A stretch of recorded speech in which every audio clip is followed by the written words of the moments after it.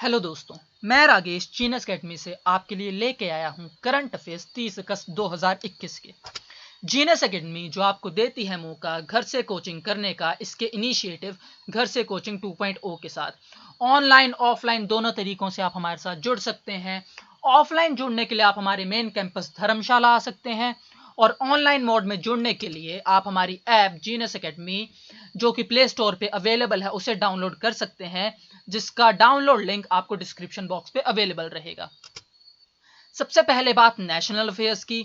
NITI Aayog releases first edition of north eastern region district sustainable development index dashboard 2021-2022. The district of East Sikkim topped the rankings, followed by Gomati and North Tripura districts of Tripura. अब जो नीति आयोग है उसने पहला संस्करण north eastern region की district sustainable development goals का जो index है 2021 और 22 का वो निकाला, जिसके तहत जो ईस्ट सिक्किम डिस्ट्रिक्ट है उसने टॉप किया है और त्रिपुरा की गोमती और नॉर्थ त्रिपुरा डिस्ट्रिक्ट जो है वो दूसरे और तीसरे स्थान पे रही। अब ministry of development of north eastern region की बात की जाए तो इसके यूनियन मिनिस्टर है जी कृष्ण रेड्डी और इसके मिनिस्टर ऑफ स्टेट हैं BL Verma. Niti Aayog launched the next phase of its flagship platform, Women Entrepreneurship Platform, titled WEP Next, to boost women entrepreneurship in India in partnership with Cisco. जो नीति आयोग है इसने एक नया platform launch किया women entrepreneurship platform के नाम से, जिसे टाइटल दिया गया है WEP नेक्स्ट का, जिसके तहत जो विमेन एंटरप्रेन्योर्स हैं उन्हें नए बिजनेस स्टार्ट करने का जो है वो मौका दिया जा रहा है। और ये जो प्लेटफॉर्म है ये नीति आयोग ने सिस्को के साथ मिलकर लॉन्च किया है।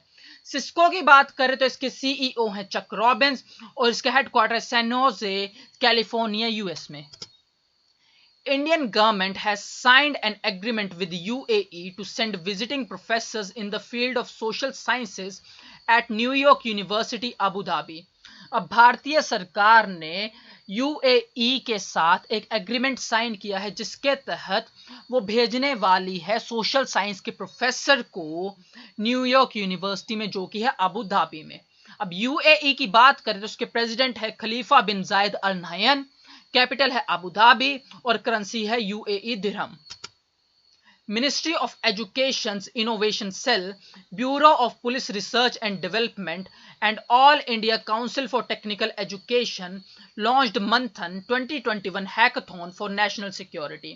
अब मिनिस्ट्री ऑफ एजुकेशन के innovation cell, bureau of police research and development और all India council for technical education ने मिलके एक मंथन नाम का जो है एक हैकाथॉन रिलीज किया है जो कि नेशनल सिक्योरिटी के काम आएगा।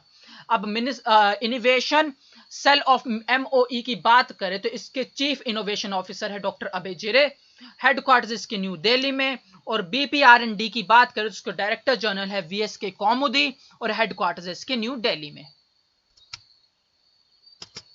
International affairs, finance minister Nirmala Sitharaman chairs second meetings of BRICS finance ministers and central bank governors.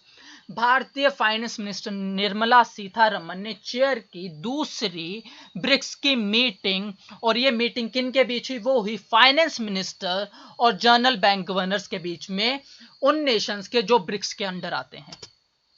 India elected to the Council of Administration and Postal Operations Council at 27th Universal Postal Union Congress in Abidjan, Côte d'Ivoire.